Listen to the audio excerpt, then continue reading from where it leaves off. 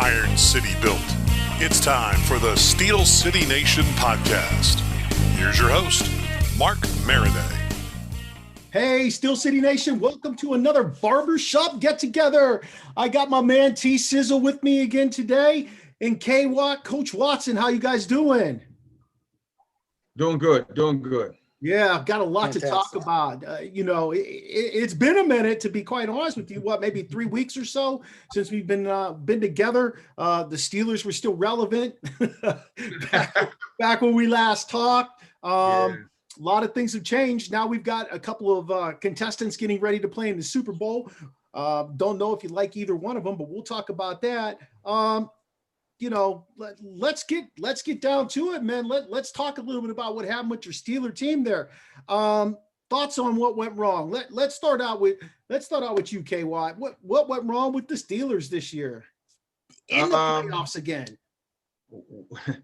Well, I'm gonna go back a little further than the playoffs. I'm gonna go back to and I thought about this. I'm gonna go back to when the Ravens thing went astray. And when I say the Ravens, I'm talking about the actual game when it got moved several different times there. I think it threw them off. Football is a game about rhythm. And you get into that zone and you just, especially if you're on a win streak, you try to keep everything the same because that's how we tend to think, Yeah. And when that got messed up, I think it threw everything off. Playing that many games in that time period, I think that played a part. I think the guys got tired. I think they got mentally tired. And when you try to come back from all that, I think it was just too late. Too late. Yeah. Sizzle? I threw a wrench in the system, no doubt. I think if I had the answers, they wouldn't have finished the way they did. Just starting out 11-0, I don't know if that messed with their psyche, if it was the break that they, or not the break, but the mess up with the schedule with the Ravens. Just finishing the last, 3 or 4 years in the December debacle, we can call it now, 1-6, including the playoffs this year. I'm just wondering, I had all these doubters in my head telling me all the Steelers aren't who you think they are. Was the schedule stacked? They had the second weakest schedule in the league next to the Ravens. Was the schedule stacked? Did it set them up for this? I don't know. Those doubters are starting to creep into my brain here a little, and I'm wondering, was it? Well, every team that plays in the NFL is filled with professional athletes. And every coach that coaches in the NFL has a wealth of experience in their professional coaches. So at any given point in time, as the Jets have proven, you can go out and beat anybody. It doesn't matter what the record is.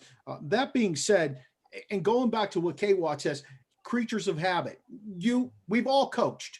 We've all coached at the highest level, at the high school level, okay, which is definitely not professional, and it's definitely not for a paycheck, but we're still creatures of habit, and we've all played at a very high level, essentially. I think that being a creature of habit, I agree, KWatt, has thrown them off. I don't think the league did them any justice going the whole way back to Tennessee, to be honest with you. Going the whole way back to Tennessee. I definitely believe in my heart that change needs to happen, and change is happening. I'm not so sure that the change that really needs to happen is happening. And I know that, Coach Watson, you are a big advocate of Mike Tomlin, and Mike Tomlin has a wonderful, wonderful regular season record. He can boast that he essentially has never had a losing season. That's all well and good, but you don't play to just have a winning season. You play to win championships.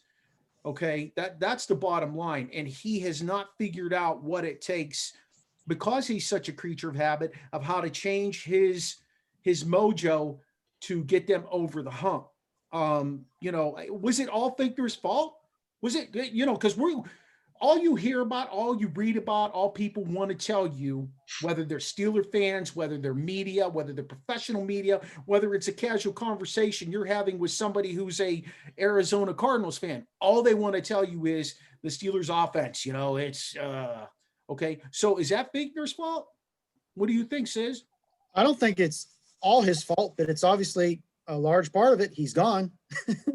So He's obviously not playing, but he's in charge of those plays. Look at Bieniemy in Kansas City. He's calling a phenomenal game. Can I stop you right there? Yeah. Listened to a really good piece yesterday on a talk show, and the guy said that Bieniemy does not call the offense in Kansas City. He is a figurehead. The offense is called by the head coach, which shocked me. So then what's that doesn't shock me. That's their system, but yeah, that doesn't shock me. So if that's their system and that's what's working, if Tomlin's letting Finkner call the plays, at what point, why doesn't he just step in? I know that's not his forte, but say, hey, we need to change this. This isn't working. Something has to change. And he tells the press every week, we're going to go back to drawing board. We're going to fix it. We're going to do this. And they come out the same week in and out and do the exact same thing. So why isn't he taking the bull by the horns here and making a change? What? All of it is they're all great points. With the change piece, I think he's trying to make that change. He did pull the trigger a lot faster on the OC than he ever has. I will say that. He's never pulled the trigger that fast before. And I mean, in speculation point for me, that tells me that there was something wrong early with maybe him and the play calling. You don't pull something in the middle of the season because you don't want to necessarily do that in front of the team, because then there could become some type of a little mutiny in that sense. And I think we saw a little bit of that, but I don't know if we saw the whole picture. Again, just me assuming, looking from the outside, looking in, I'm thinking that there was something else that was going on in there that we don't really know about, especially on the offensive side of the ball, because you don't make that change in the middle of the season. You just can't do it. Offensively, it's about philosophy, and I don't think we've moved with the times yet. I don't think we have, and I think that is also due to the personnel that we have. That dictates what you do, especially on offense. So I think that's part of the fact that they just hire within recycling who are in the system. Yes. Not a million, but there's a ton of other coaches outside the system that they need to look at and give.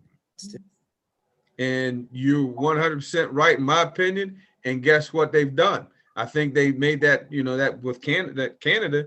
I think, we heard that he was going to get the job, but then all of a sudden, then we hear some outside people coming in. And I think that's part of where he's trying to make that change offensively. I think I'm assuming he realizes what we've been doing it isn't working. Same like he almost had to do on the defensive side of the ball. It wasn't working. So he had to fix it. So now I think on the offensive side. So Tomlin has a 25-year relationship with Fichtner, and that's how a lot of this has transpired. When Fichtner was, I believe he was head coach at like Arkansas State or something like that, he hired Tomlin on to be his receivers coach. That was his first college coaching job. When Tomlin got this job and he knew Fichtner needed a job, he hired him to be his quarterback's coach. I think that our current quarterback, Mr. Roethlisberger, had a say-so in keeping some continuity there. He probably pled with them to keep somebody around that he knew because he's at the end of his career. Who knows what Ben puts out there? I mean, Ben has a lot of pull in that locker room. Now, Fichtner's contract ran out. They just did not renew it. Kind of like the same they did with Haley. His contract ran out. They did not renew it. So here it is. We're talking offensive coordinator. All right, so your choice can be Canada, who's been around the college game. He seemed to infuse some creativity early on, maybe the first month, 5 weeks, something like that. We saw a lot more motion, a lot of jet sweep, a lot of creativity coming about, and then all of a sudden it kind of went away. Then he reaches out and he brings in Hugh Jackson. Okay, Hugh Jackson was a head coach over in Cincinnati. right? Or Cleveland, one of those. I can't remember. Cincinnati, I believe. He was so wherever. No, he was in Cleveland because he was the run game. He was the offensive coordinator in Cincinnati, and he had a let's say top 15 run game when he was in Cincinnati, but nothing to nothing that makes me want to go, oh yeah, he's the guy. Plus he's older.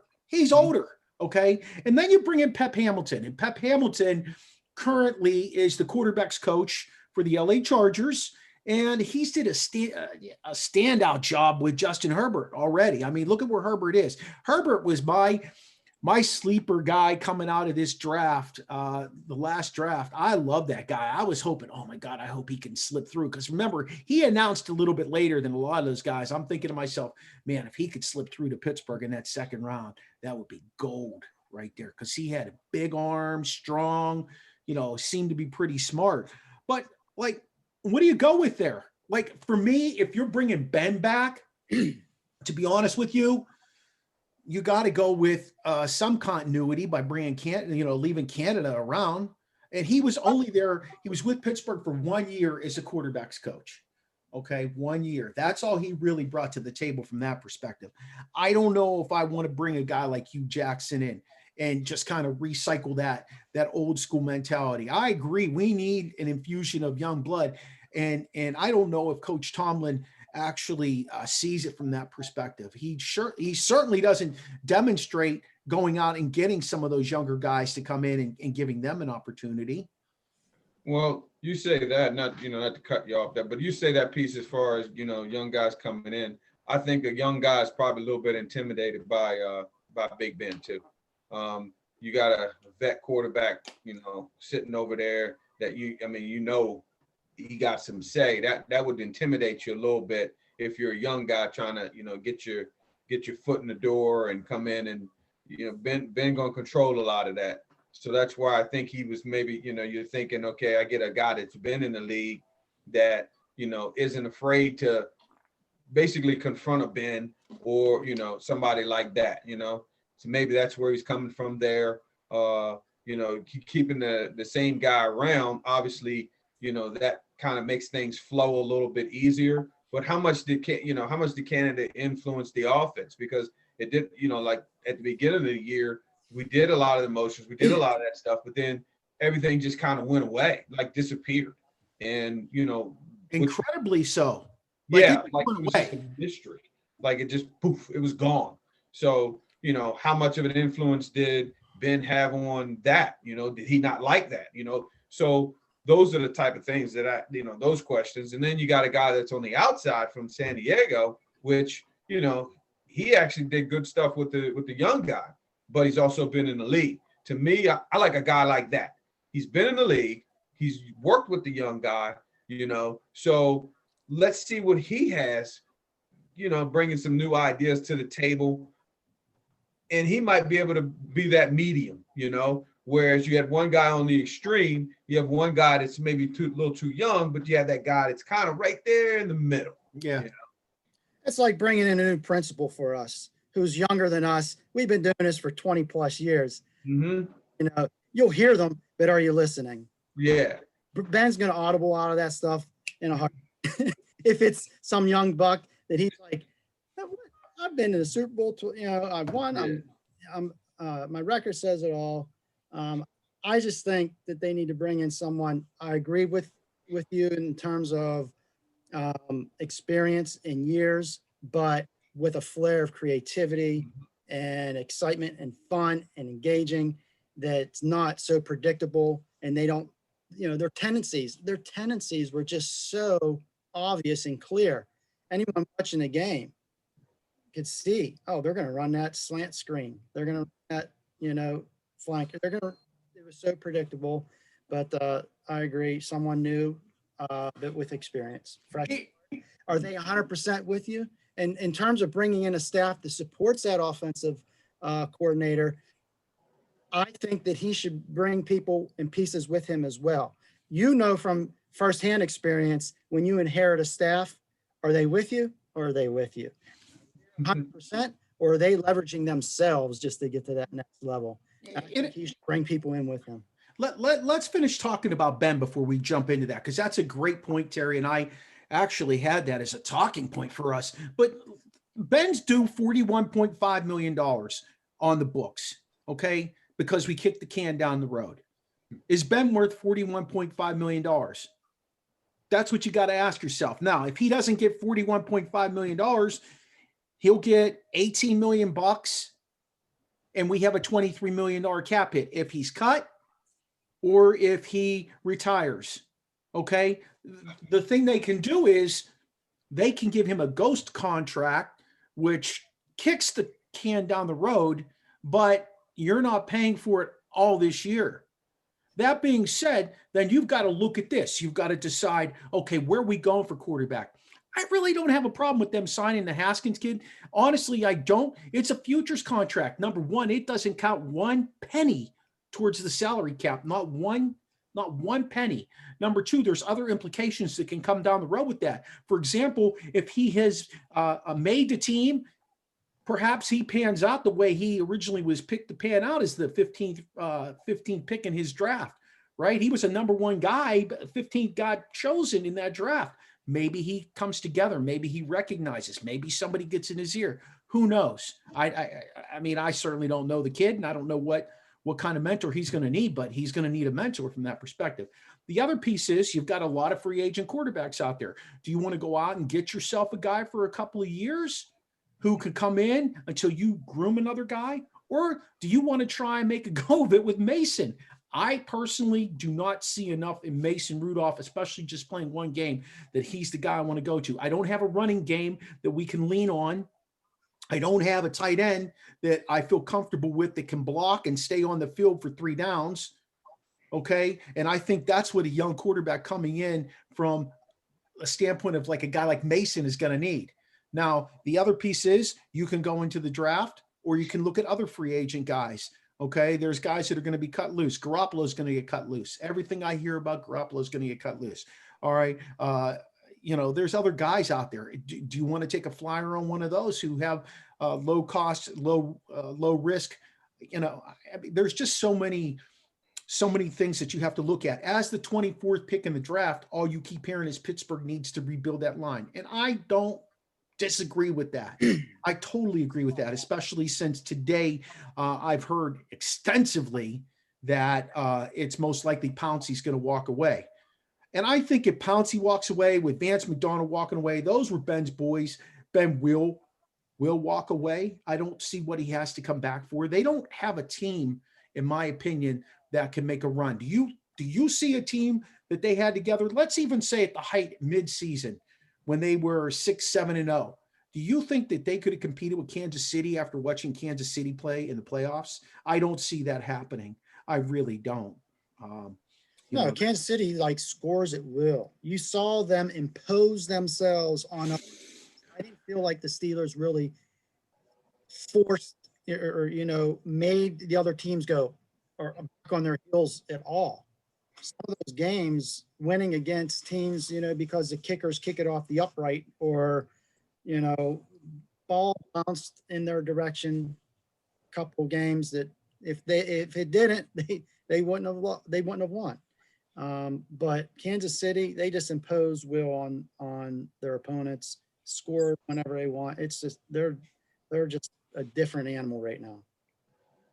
I might have to disagree on that one because I do think when they were 6-0, 7-0 at that point, I do think I think we had the opportunity to compete with them. Whether you win the game or not, I can't say, but I do think they were right there. And I say that because of the defense. Now, what that defense displayed at the end of the year or that last game, no, there's no way. But what they were doing at that particular time, I would say, yeah. And if Bush hadn't gotten hurt, I would have said, yeah, even more. And because we had 4 guys up front that could push the pocket, and that's all you had to really rely on. And then you got everybody else that you could put in coverage. That's a big difference. When you can have 4 guys rushing and you can put everybody else in coverage, you can control KC a little bit. You can slow that thing down. And I think that's what the Steelers had. Now, once the injury bug started taking place, then we were in trouble. Once the run game, really, really disappeared, we got in more trouble. Everything just started. It was a snowball effect at that point, and we couldn't come back from it. But I think when we were early, I think we did have a shot. But they were able to rebound from Devin Bush. Well, early on. I think Spillane did okay, and then Spillane went down, and then Bud went down. Yeah. And you're really dipping into the depth of the linebacking core, which we already knew going into the season for the Steelers was probably their weakest area in terms of depth. I mean, personally, and I don't really want to get into this on this show, but I would like to down the road. Personally, I'm really deciding if I want to keep Vince Williams around for his last year of his contract, or if I want to cut him loose, save a little money, and let Spillane plug in there. Remember, Spillane was calling the defenses, and you're getting Bush back. You would have two very young linebackers at that inside linebacker. And again, I'm okay with Bud moving on. But Bud's going to be coming back from a devastating knee injury. And the Highsmith kid really did an outstanding job, but we'll get into that defense here in a little bit. But okay, so Fichtner's gone. They got rid of the defensive backs coach, Tom Bradley, the O-line coach, who I really thought he just couldn't get it done, guys. I just didn't feel like he could. The thing I think Munchak brought to the table, aside from all his experience as a head coach, as a player, so on and so forth, I think Munchak not only coached the offensive line, but I think he was the run game coordinator, and he was able to make adjustments on the run with those guys. Whereas Surratt, he was making adjustments maybe at halftime, maybe at the end of a quarter, maybe something like that. Also, I think because Munchak had aged in the game and knew how things changed as you got older, he was able to make adjustments with his players based on their age and the way they approach things. I think that was a good move moving on from him. Then you had the tight ends coach retire, possibly losing Ike Hilliard, the wide receivers coach, to Detroit as their OC. I mean, I agree with you, Terry. I cut bait with the whole offensive staff once I hire my coordinator. I bring in guys that are on the same page as me based on my philosophy, and I apply that across the board. I don't know why they would just cut bait with just the OC from that perspective. I don't know. I just got this on the ticker. Steelers are finalizing a deal with Canada as the OC. I'm good with that, but there's your answer. I'm good with that. It's his second year there, and he did a great job. I posted out on our Twitter site, Steel City Nation podcast Twitter feed. I posted some of his offense off of YouTube. There was different clips of his offense on there. There is a lot of motion, a lot of creativity in what he likes to do. He likes to move things around just to create that imbalance and see how you're going to adjust so he can come back to it. That's something we didn't get. You can also tell if they're in man. You can tell if they're in zone. You can tell a lot of different things when they're moving around like that. And the other piece with that too is, okay, so now where does that put Ben now? Because if he's been named, so what does that mean for Ben now? Well, now that means he's got to make a decision. Does he know Canada's offense well enough that he can go ahead and continue to forge through? Hey, Ben's been in the league 18 years. He should be able to adjust to anybody's offense that they bring in. Yeah. Or is Ben the bridge? We've been looking at it as bringing in somebody to be the bridge quarterback. Is Ben the bridge? Oh, that's a good to another quarterback. That's a good point. But who's that quarterback going to be? Are we drafting? Or do they really think Haskins is the guy? I don't know. All indications are, from what I've heard across the board, are that he's just another body they brought in just to do their due diligence. Mm-hmm. His if I heard this correctly, Tomlin's agent and Haskins' agent are the same, one and the same. Tomlin also has a tie to him, probably in some way, shape, or form, from when that kid was in high school, because he went to Bullis High School in Maryland, where Tomlin's nephew is at. I don't know if he graduated last year. I don't remember off the top of my head, but I do know Tomlin's nephew, Tomlin's brother's son, played at Bullis. Oh. So there's some ties there. Tomlin might know a little bit more about Haskins than some others because he knew him when he was younger. Who knows? Let's face it, guys. Tomlin was able to keep Antonio Brown under wraps for what, like 9 years? 9 years. Oh, yeah. I mean, if you can do that, to me, you really have done something. He's got to get over the piece of December into the playoffs, though. We're 10 years into this since we had our last dance. And a lot of people will say, hey, you're Pittsburgh fans, you're spoiled. No, we're not Pittsburgh fans. In my opinion, when you prepare as a professional, you're preparing to be at the top of your game, whether it's you teaching, whether it's you being a professional athlete, whether you're a lawyer, you want to be at the top of your game and you try and get better and better and better at it. I just haven't seen that happen. And I know everybody else is preparing like that, but I don't know if we could have ran with Kansas City, KWatt. Kansas City's like an SEC track team. Not at the end of the season, no. At the beginning of the season, when we had all of everybody right there ready to roll, I think so. At the end of the season, the way we look, heck no, there's no way. There's no way. Look at who we beat. The Giants, the Broncos, the Texans, the Eagles, the Browns. That came back and smacked us in the mouth at the end. And then we barely won that Titans game. So we beat, some teams that were below 500 at best. But there's no JV. On the same. Everybody's varsity. There's no JV team out there. Everybody's varsity. That's right. It don't matter. Giants were in the hunt till the end, right? Giants were in the hunt till the end. If the Eagles didn't pull the plug and beat the Redskins that last game of the year, the Giants go dancing. Not the Redskins. So, okay, so it's a sub 500 record, but still they won 7 games. Am I right? Yeah. I don't know. Denver beat Kansas City. You could say what you want, but they beat Kansas City and they had them on the ropes the second time. They could have came back and potentially, or not came back. They could have beat them a second time. There's things there that,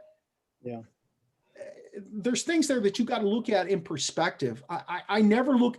I got to tell you guys, when I hear strength of schedule, when I hear who your opponents are, when I start hearing people predicting records, I have a hard time with that, just because. Did you ever think the Steelers would go 11-0 this year? I had them winning. I think I had them 11-5, 12-4, but it's just because I knew of the Steeler team. But once you start factoring in injury, okay, and you don't know who that injury is going to be, that changes the complexion of the game. Once one of those teams that you don't expect to rise has somebody have a breakout season at quarterback or somewhere else on the field, that changes the complexion of a season. I just don't buy into the whole, let me predict this year and let me do that just based on last year's strength of schedule going forward. But that's me, And what happened to the defense in Cleveland? Like, what happened to them? They disappeared. They couldn't stop Baker Mayfield. Those dudes ran through them. I was watching so many arm tackles. I'm done. By the way, man, I'm done with Terrell Edmonds. I'm done with. Okay, if he gets off to the 5th year, he got something on somebody, because he's notorious for arm tackling. He's always frozen like a deer in headlights against those guys who got a quick twitch. What do we? What happened there? I go back and I replay it in my mind, and we couldn't tackle. We could not tackle for whatever reason. The first guy was breaking tackles, and then they were, getting the extra yards on us. And that hadn't really happened all year long. And I don't know why it was happening in that particular game. But again, it just makes you think, what in the world was it the game plan? What was it? Something wasn't right. And they had us off balance. The first play didn't help any, but from that point on, we were just off balance the whole game. Well, when you turn the ball over 5 times and you're putting the defense on the field, the majority of the time, they're going to be maybe a little gassed, a little winded, possibly. I don't know. The fact that Cleveland offensive line just did whatever they wanted, 127 yards on the ground and 48 points. Cleveland never scored that many points. And we were getting no pressure, no sacks. No. It was that streak, right? They're all happy about the streak of the sacks. No more streaks for the Steelers. And no turnovers. When's the last time they had turnovers in a game? It went back to, 4 or 5 games in the season? That's just killing them. Most of the work was being done by the backers of the secondary. Not a lot of pressure up front. Mayfield just was comfortable. And when he was comfortable, he was able to do what he wanted. But the week before he was playing our JV team, he had 2 scampers, one for 30 yards and one for like 15 or 20 yards. And that was the only reason they won that game. That was the only reason, playing the JV. It's hard to believe that giving those guys a week off, letting them get rested up, this is what we came out and got. Check me on this. Maybe I'm forgetting something, even though I watched the game and rewatched the game. Ben threw 4 picks, right? One was tipped at the line of scrimmage, which he is notorious anymore for having balls tipped at the line of scrimmage. Not really sure why. Dropping his elbow. Yeah. And then the other piece was 2 went off hands and into defenders' hands. That's why I have no problem with Ike Hilliard moving on. I really don't. I think when you take a look at things, Deontay Johnson had more drops than 5 total teams in the league. 5 teams had less, as a team, had less drops than Deontay Johnson had. Okay, you have got to fix that. And if your receivers coach isn't getting that done, you got to move on from him. My God, this is such a short window you have. And to let a guy like this hang around who's not getting his job done, he can go ahead and be a coordinator somewhere else. I really, people probably bash me and not think I'm thinking straight there, but it doesn't, for me, if you're not getting your job done first year, second year, whatever, and I know it's his first year with the Steelers, but I didn't like the hiring to begin with. Ben and Breeze had a very synonymous game in the playoffs this year, 4 turnovers. And you can't turn the ball over like that in the playoffs or in a game unless your name is Brady with 3 and he still comes out. How does that happen? Yeah.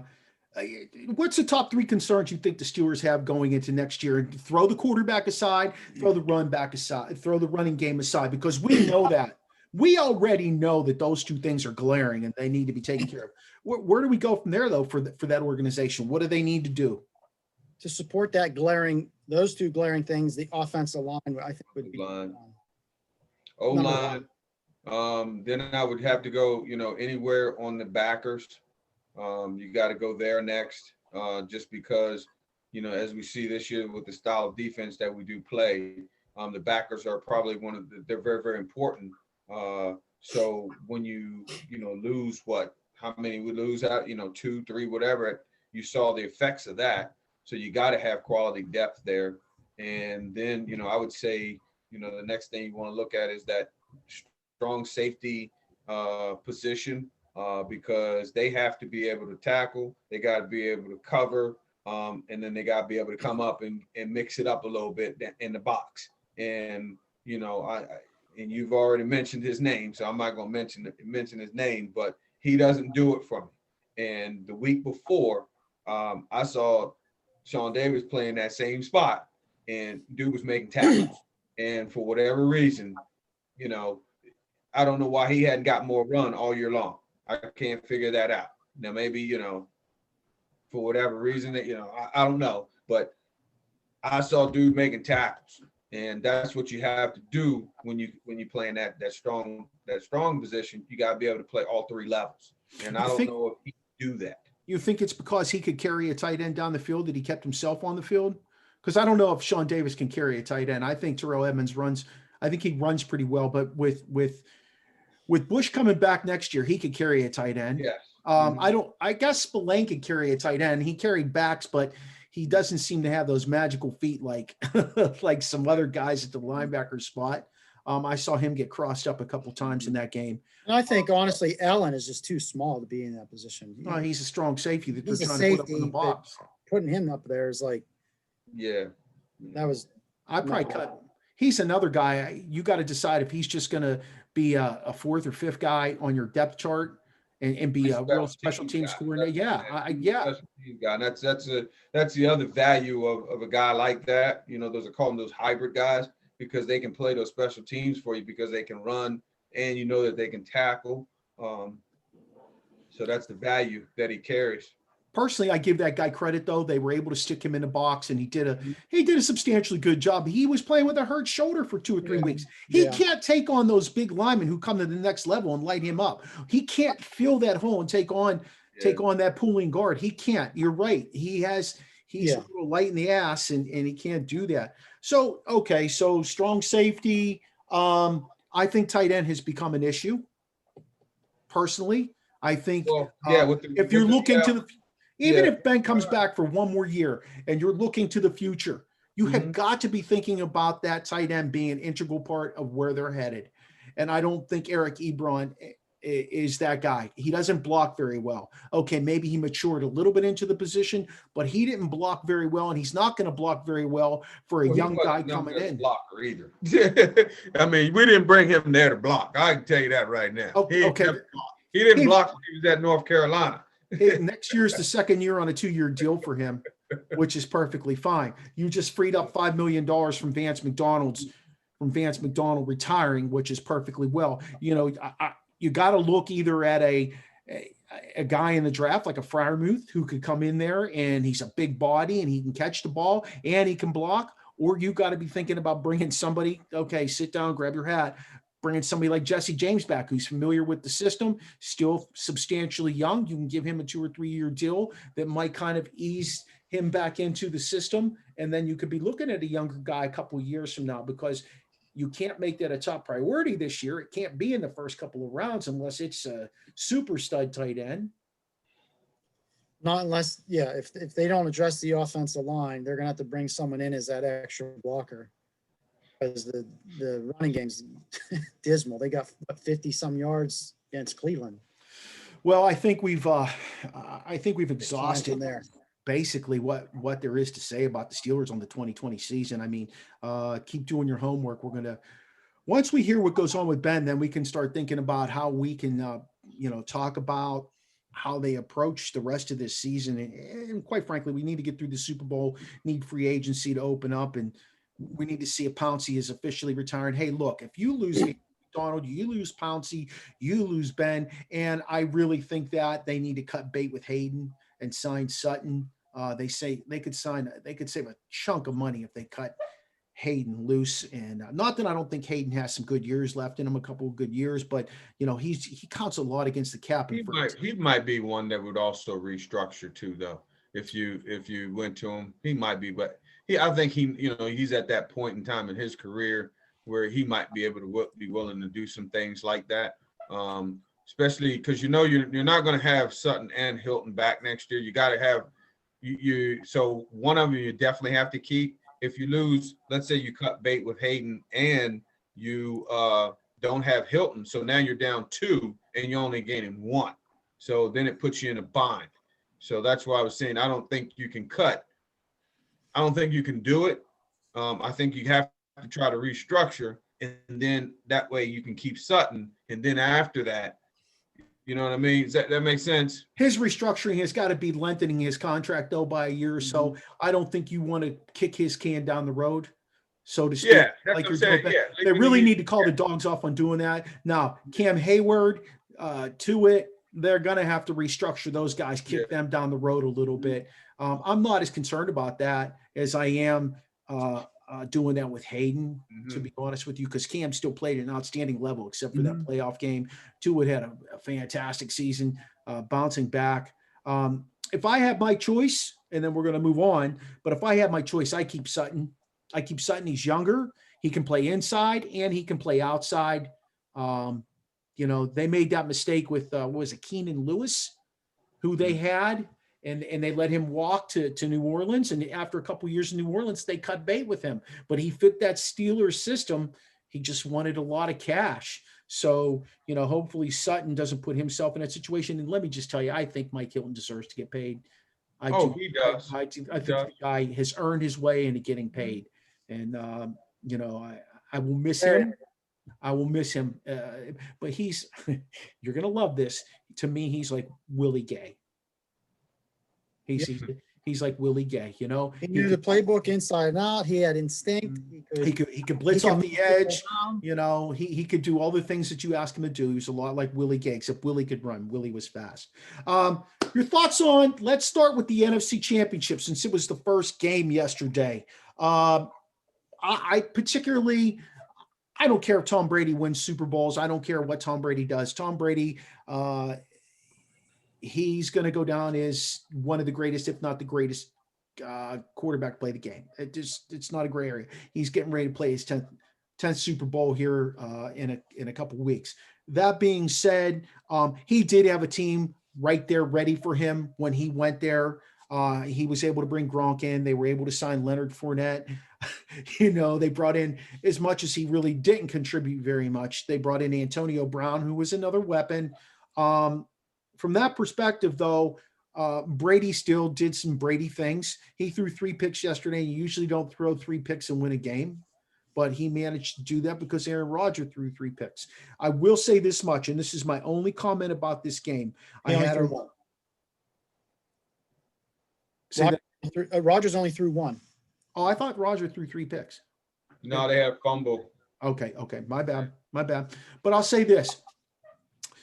The final drive that Green Bay had, as they were moving down the field, there were 3 clear-cut penalties in that drive. Clear-cut. It wasn't a gray area. And the NFL officiating crew decided to keep their flags in their pocket and not call them. However, Tampa Bay gets the ball back, and a play that questionable at best, a tug at the shirt, the guy does a flop. If we're in hockey, the official's hands going up, that dude's getting 2 minutes in the box for that flop. The guy flops on the ground, and they throw a flag, and they change the dynamic of the game on that final drive. I mean, that to me, I turned it off at that point because I was like, wait a minute.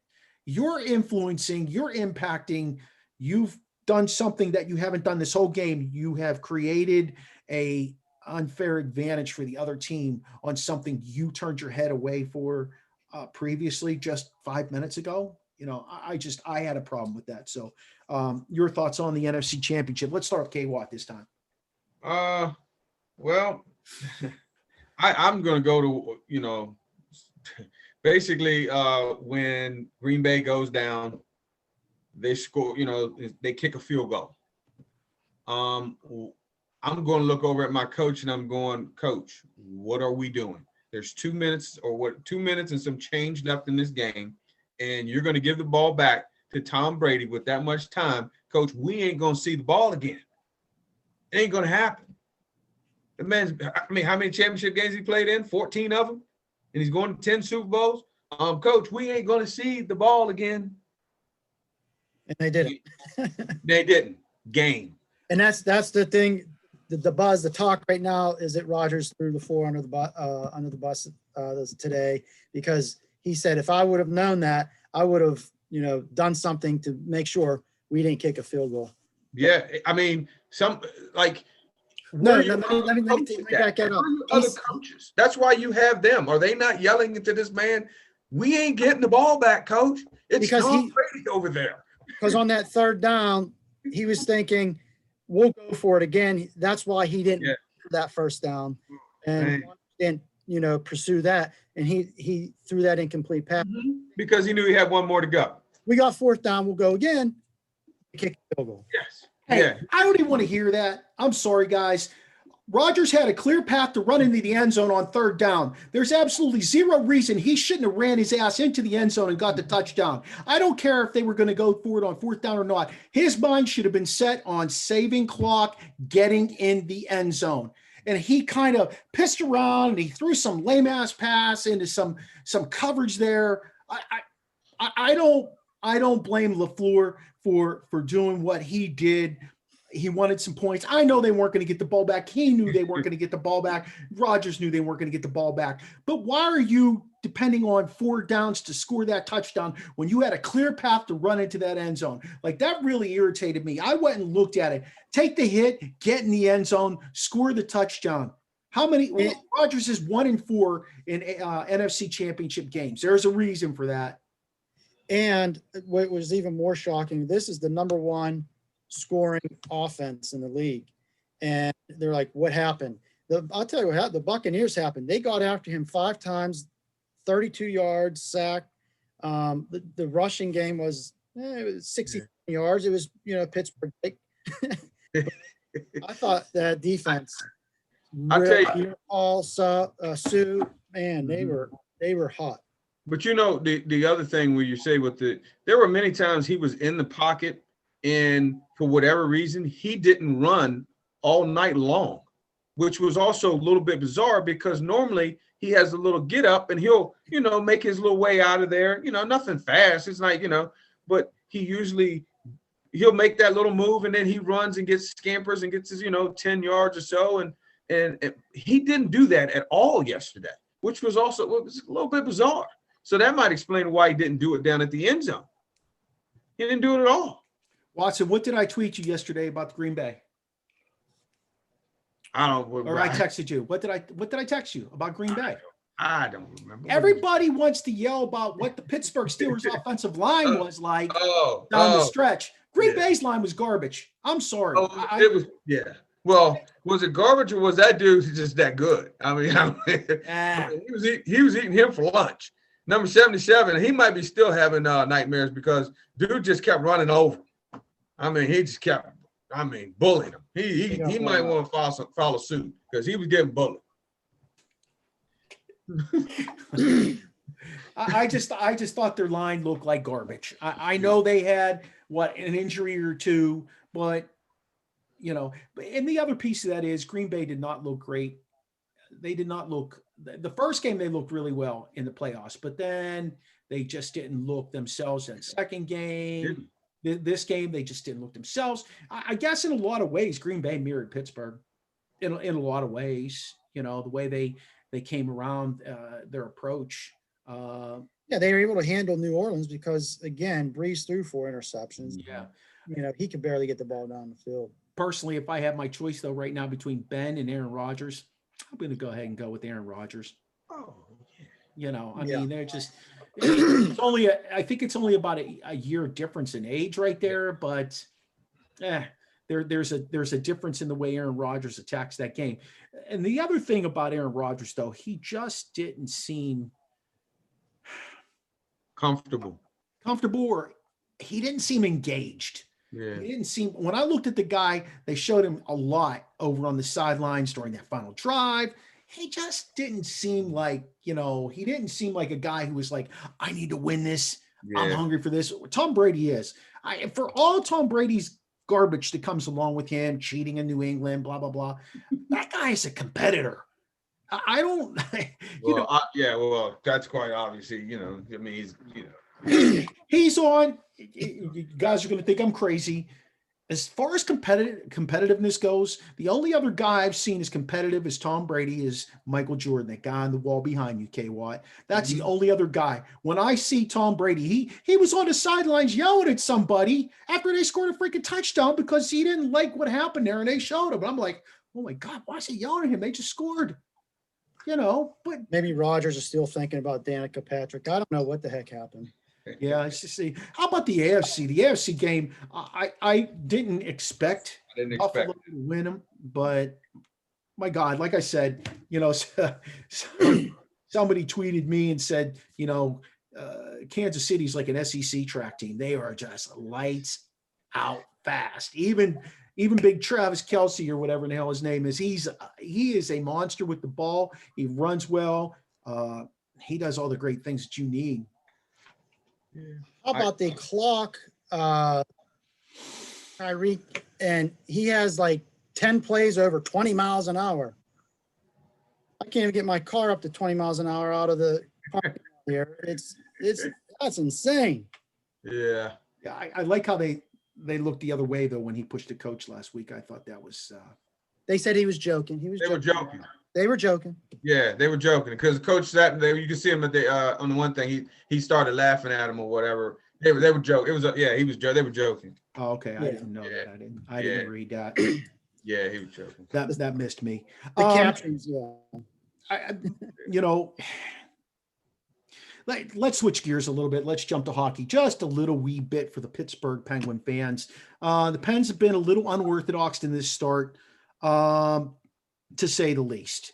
No preseason. Coach Watson, when you don't have a preseason, whether it's in football, whether it's in baseball, whether it's in anything, are you going to be successful, especially when you're bringing new guys in? How long does it take? It depending on, I said, could age of the group. Do you have vets? Do you have young guys? That, how long does it take? Depends on that. Especially if you have an older group, you might be in sync a little bit sooner. But if you have a young group with pretty much no preseason, it's going to probably take you a while. And it's just a matter of, because you got to know each other and you got to feel it out. And, if you don't have that, it's going to take you a while. So how about when you get that infusion of some free agents too? Add that to the mix. I mean, it's a process. I don't know how many people make it to the playoffs in hockey, but I think they'll be okay come towards the end. Well, this year it's 8 and it's all in division. It doesn't go out of division. Okay. In case you missed that, it doesn't go out of the division until you get to the conference finals. Okay. So you got time. Yeah. I'm not panicking. Sizzle, what do you think? Well, I think that all the Pittsburgh coaches must get together. They sit down and they say, hey, let's come out as slow as hell as possible. Let's not show our hand. Okay. And then they say, all right, it's intermission. Yeah. What can we do differently? I really don't know. Penguins came out flat as can be. They put me to sleep Friday night. I woke up and you said, go back to sleep. They scored a couple goals and to jinx it. And I fell back asleep and they won the damn thing. So they've won 4 games in overtime. But yeah, 4 games in overtime. 3 games in overtime. And last night was the first night that they won without that overtime. They're in second place with this 8 points, 6 wins, 4 wins. 6 wins is the Caps.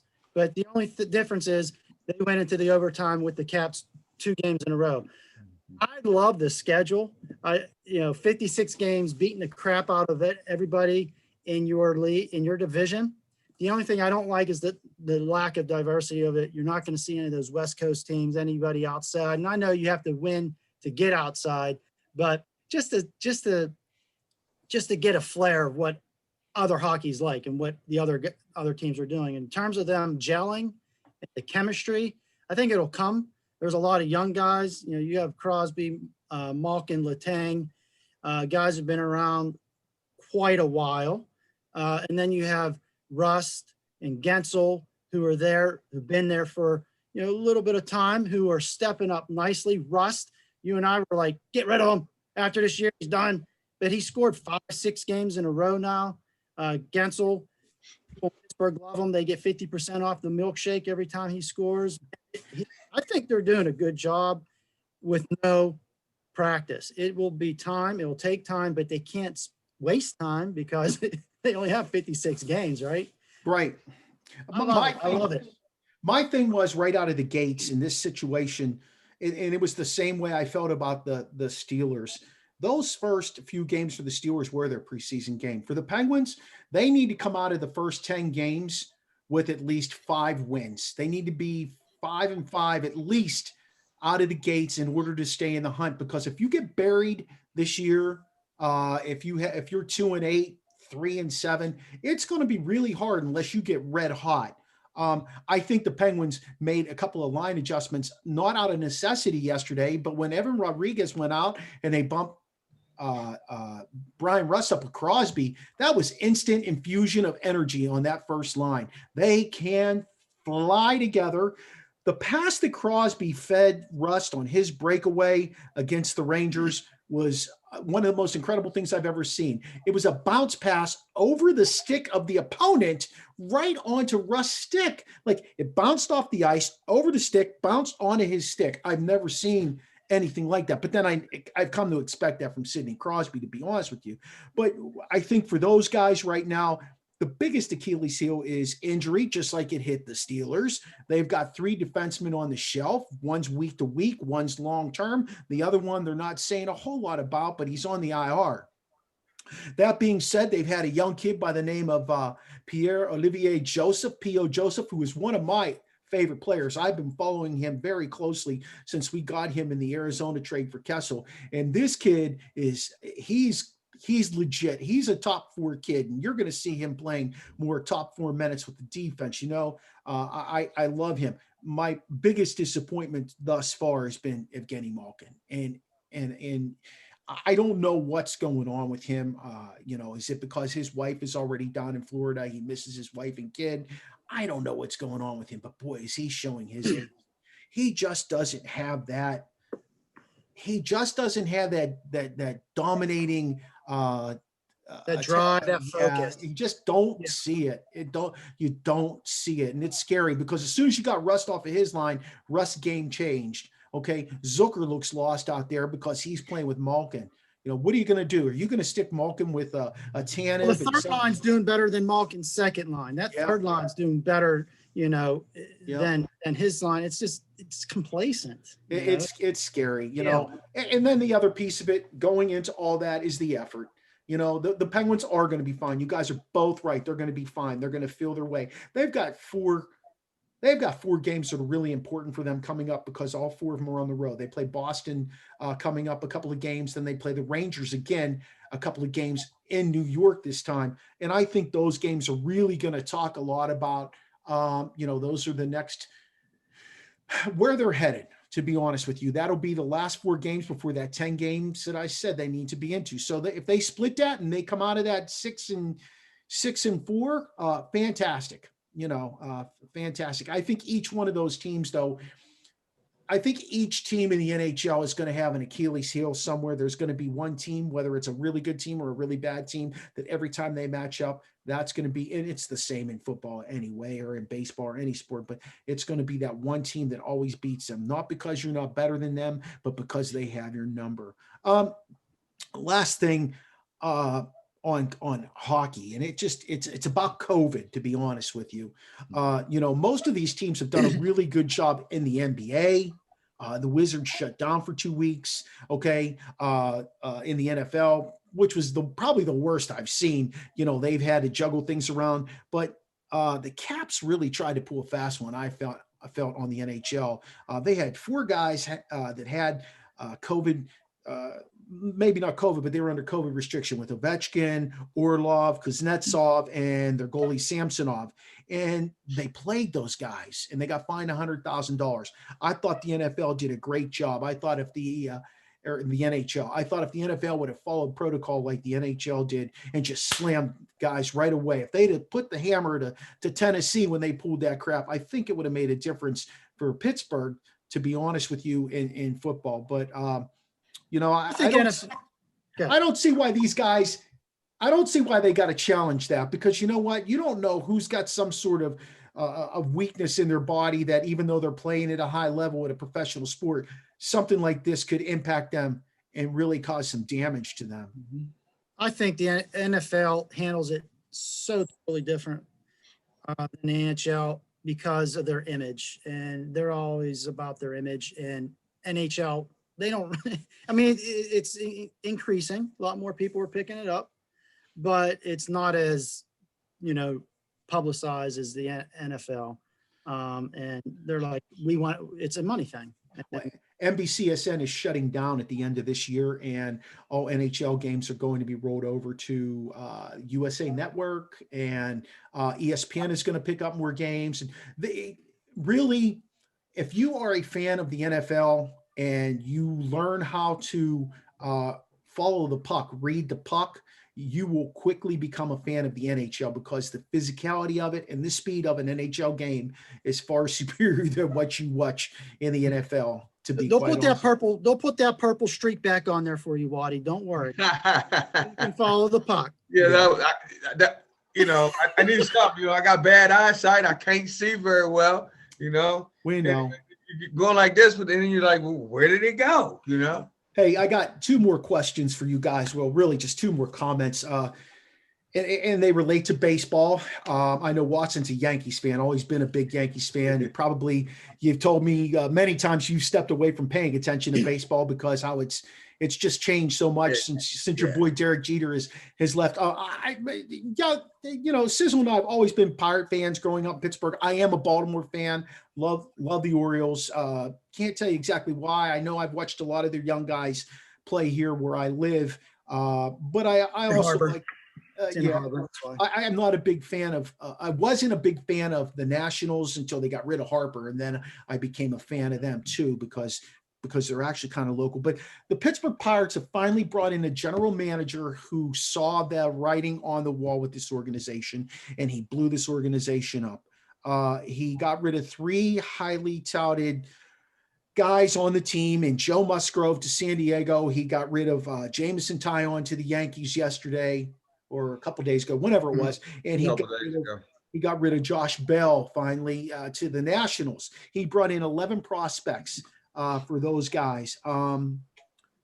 They got the number 1 draft pick coming up, a kid by the name, I can't remember what his name's going to be, but he is a dynamite left-hander. And to be honest with you, with their $40 million payroll that they're slated to have this year, it's probably less now. They're probably going to finish bottom of the pack. And there's a kid coming up by the name of Elijah Green, who is supposedly a can't miss prospect. Are the Pirates finally doing it right, Sizzle? Well, I feel like they're taking a page out of your boy Jeter's book. Just in there and level. Just implode the whole thing. And they're clearly doing that. I feel like, though, as a loyal Pirates fan, watching this year after year implosion, it's like we're an extension of the Yankees minor league team. All we do is just raise them up, ship them out to New York. They got Garrett Cole, they got Taillon. I mean, it's just like what are we doing?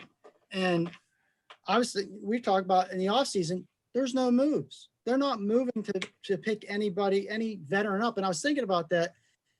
What team does that sound like? Where would you start? Yeah, where would you start? And I'll just start with pitching because that's the number 1 right now is in pitching. And years ago they picked up AJ Burnett, and he came in and he got that. He had some leadership.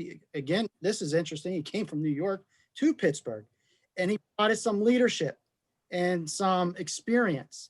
And he got that pitching staff.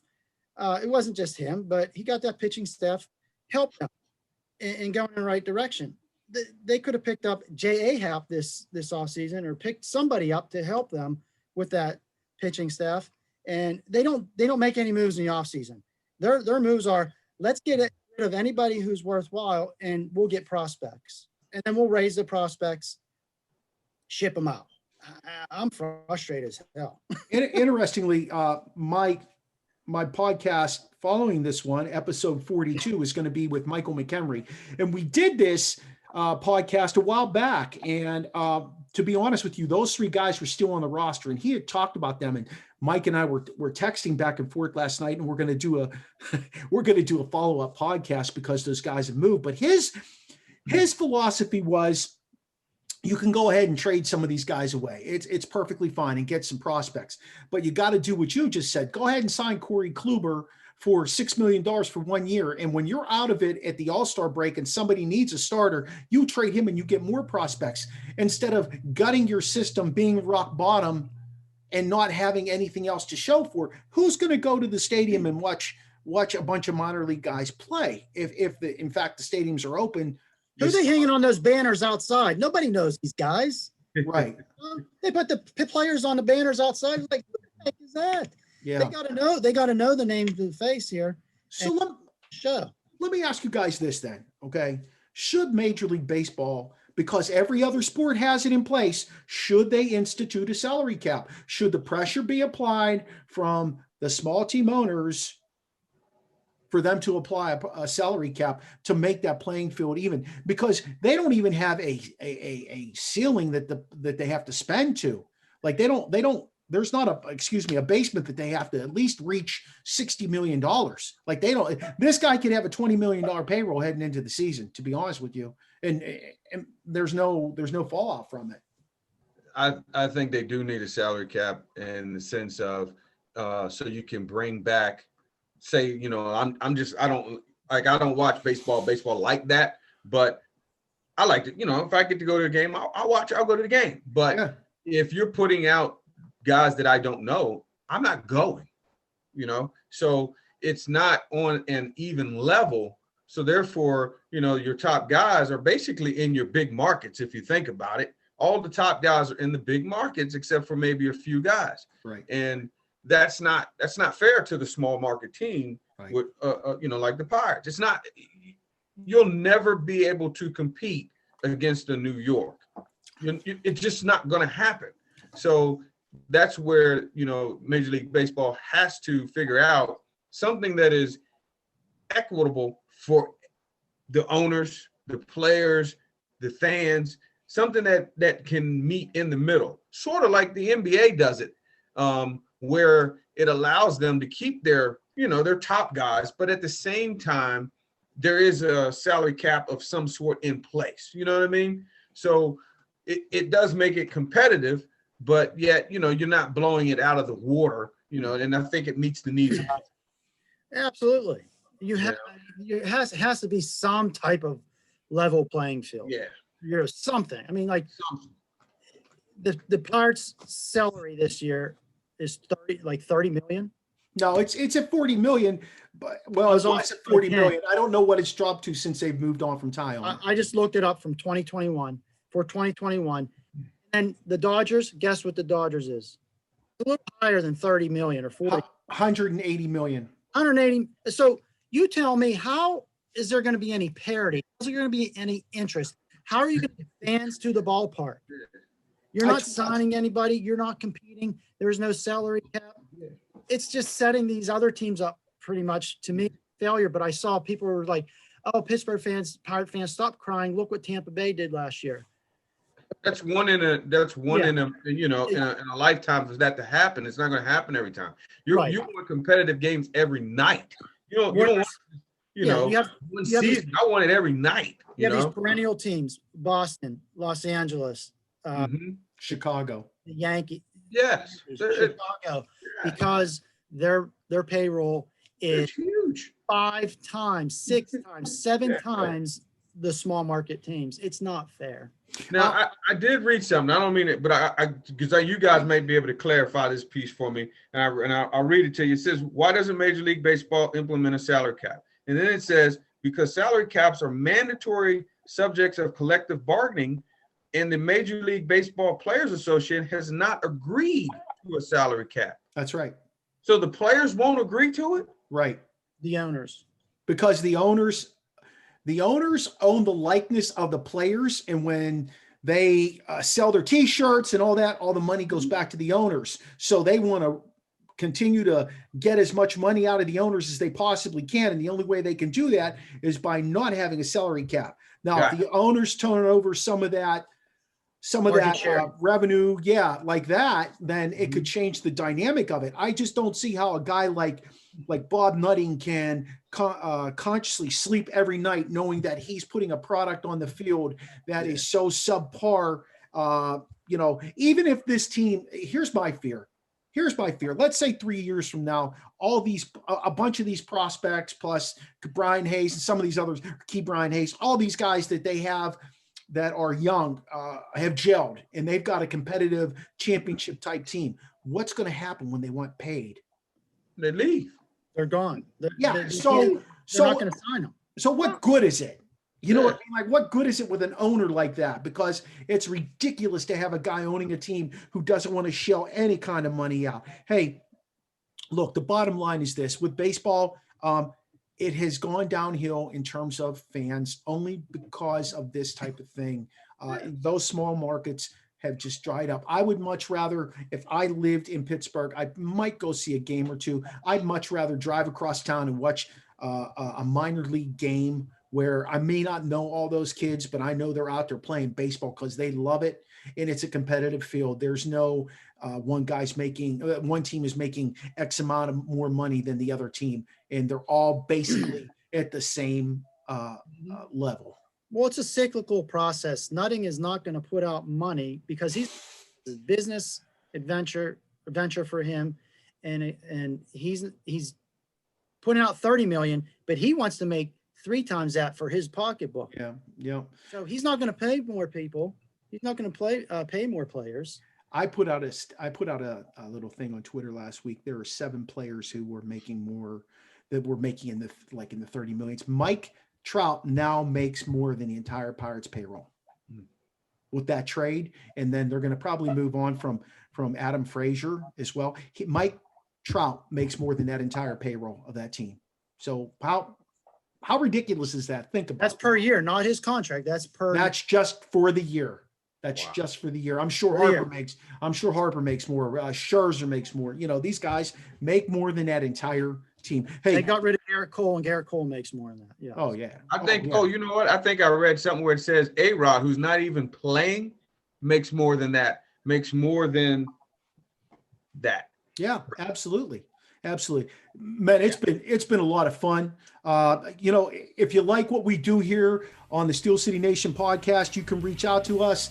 Send us an email at steelcitynation2020.com. You can find us on Facebook, Twitter, Instagram. Obviously, this is on our YouTube channel, Steel City Nation podcast. I want to thank our audio advisor, or our audio guy, Shawn Antkowiak, our video lady, Angela Antkowiak. Our voice intro comes from Matt Noble. Our music is from Ryan Benton. Our artwork by Joelle Miller, Nikki Stewart, our webpage designer, our store manager, Terri Maradei. So we're Iron City built here on the Steel City Nation podcast. We'll see you next time.